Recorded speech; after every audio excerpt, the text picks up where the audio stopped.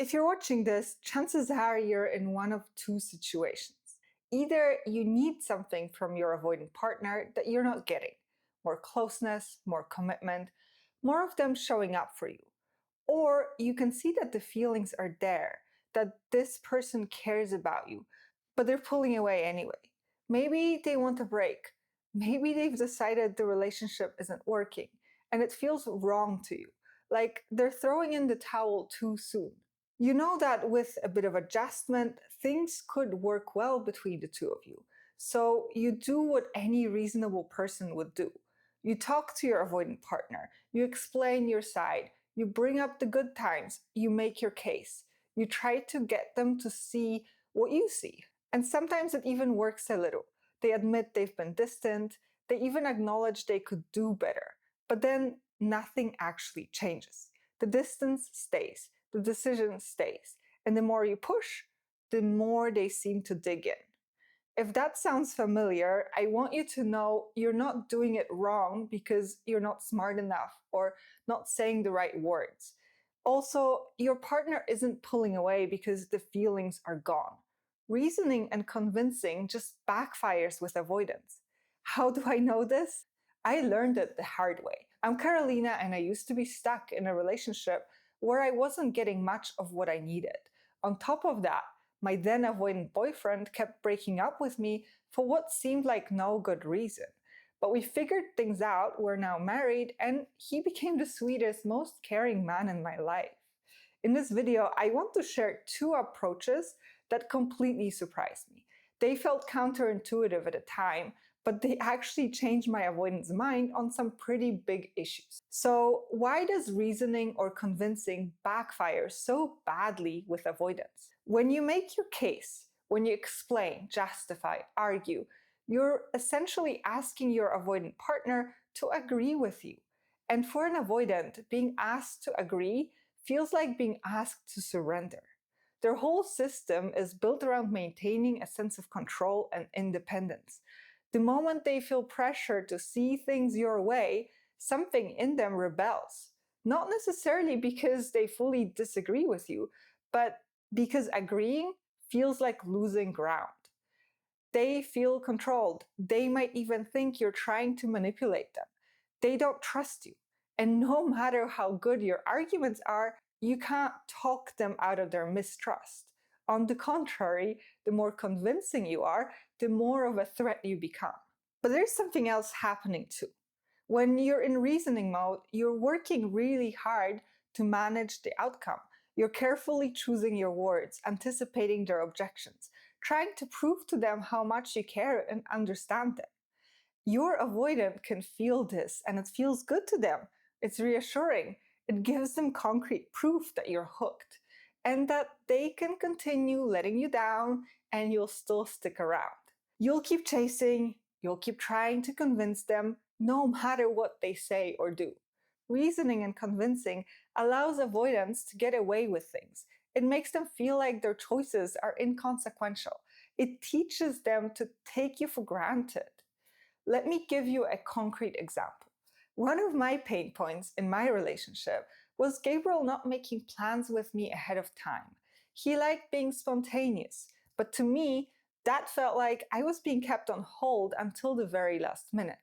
I kept trying to bring this up, but it just led to pointless discussions, ending with Gabriel saying he didn't want to feel pressured. In the end, I felt like I had to keep my calendar open to ensure we had opportunities to spend time together. And Gabriel felt like he didn't have to make up his mind, he could keep his options open and not just endlessly adapt to what he wanted. Reasoning and convincing got me the opposite of what I wanted. It left me feeling stuck and scared. I know many of you are in the same boat. You feel like you've done everything in your power to get your avoidant partner to change their mind. You've proven yourself, you've explained yourself, and still, your partner won't budge. Here's what makes them budge. The first approach that actually gets avoidants to change their mind is radical admission. Most of us, when we've done something our partner didn't like, go into defense mode. We explain our reasons, we justify our actions, we try to get them to see that what we did was understandable. And on some level, it makes sense. You don't want to hand them ammunition. You don't want to give them more reasons to pull away. But here's what I discovered. Justifications keep the argument alive. Every time you explain yourself, you're inviting them to counter-explain. You're keeping the two of you on opposite sides. And avoidants are stubborn. They can stay on their side of an argument indefinitely. What disarms them is when you stop defending altogether. When you just say exactly what happened, including the parts that don't make you look good. I have a personal story about this. Early in my relationship with Gabriel, I showed up at his apartment in the middle of the night unannounced. He was furious, and honestly, he had every right to be. It was his space. He explicitly stated he wanted time to himself, and I just turned up at 1 in the morning. But I had my reasons. I've had a terrible fight with my flatmate that evening and an argument with my dad on top of that. I couldn't bring myself to go home, and going to my parents wasn't an option either. Gabriel's place, even knowing he might not want me there, still felt like the safest place I could think of. So I went. He was angry, and he kept bringing it up for months, maybe longer. Every time it came up, I'd explain myself. I'd remind him of the context, the fights I had that night, how I had nowhere else to go, and he just wouldn't let it go. I felt hurt that he couldn't see my side, that he kept holding it against me despite everything I told him. Then one day, instead of explaining myself again, I just admitted it, all of it. I told him, yes, I knew I was overriding your boundary. I knew you were going to be angry with me. I decided to come anyway because I've had a fight with my flatmate and a fight with my dad. And out of all my options, your place still felt like the safest one, even knowing you'd be mad at me. Gabriel looked at me and said, so you knew you were crossing a boundary and you did it anyway? And I said, yes. There was a pause, and he said with a grin, unbelievable. That's actually sweet. It's somehow nice to know you felt safe here, even when you knew I'd be angry with you. Just like that, something he'd been holding on to for months dissolved. Not because I finally found the right argument, but because I stopped arguing altogether and just told him the truth, including the part where I knew exactly what I was doing.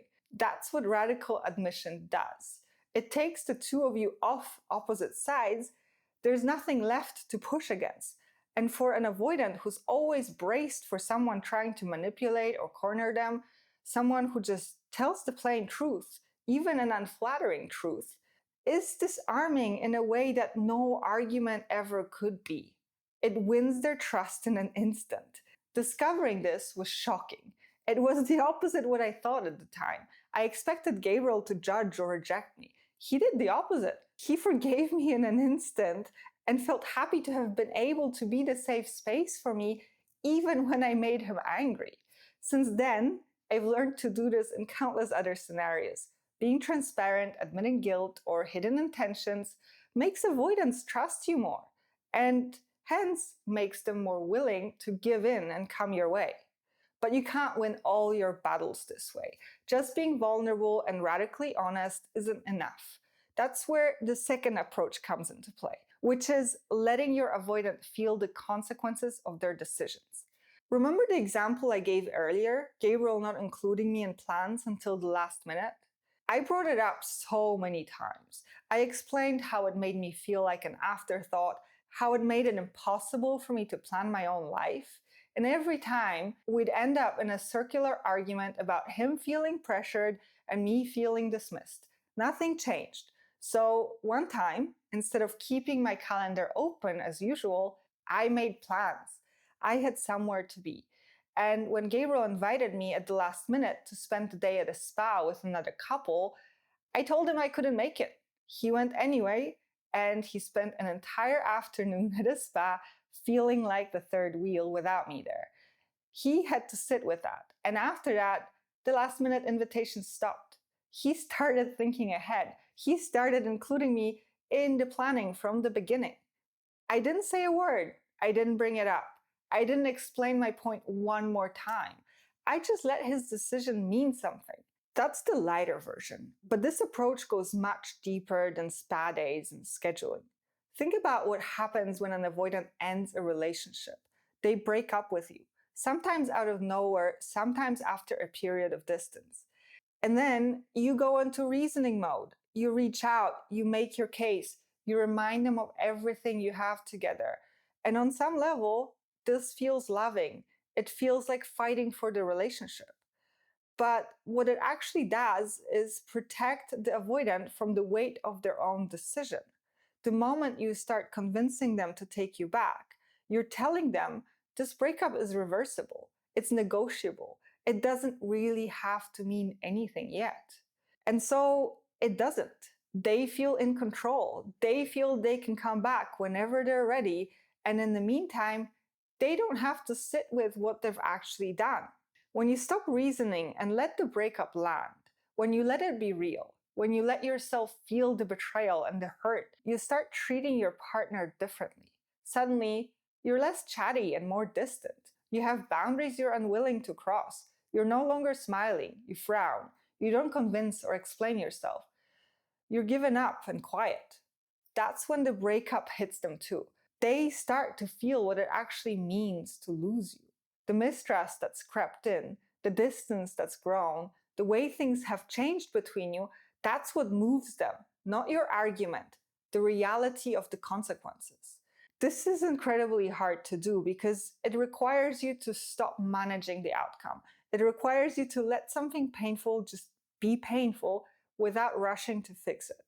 It requires you to let go, to give up, to let your avoidant have their way. But that's exactly why it works. Because deep down, they do care about you and they don't want to lose you. So when you leave it fully up to them while making it clear that they are making you give up, they step up, they make more effort.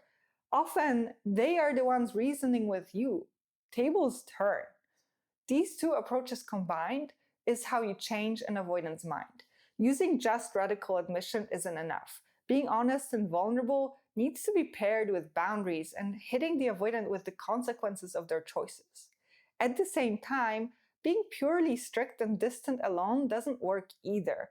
Avoidants need you to show vulnerability. They need you to be a bit like them, to admit you have flaws and hidden agendas, just like they do. You don't have to change your avoidant partner. You just have to dare to be your true self. They don't need you to be perfect or endlessly loving and giving. They want a partner, an equal, someone who doesn't apologize for their own needs and someone who can call them out, force them to correct course. Deep down, they can sense you can do this, that you're both strong and loving. That's why they fell in love with you in the first place. Going from feeling anxious, justifying yourself, and endlessly reasoning with your partner to being able to actually implement these two approaches requires you to undergo a transformation. It's something we can support you with in our Attach and Avoidant program. In it, we provide a step-by-step method to change your relationship so that you go from feeling powerless to knowing exactly what to say or do to influence your partner. To learn more, click the link in the description. If you enjoyed my video but want to hear Gabriel's perspective on this issue, watch this next.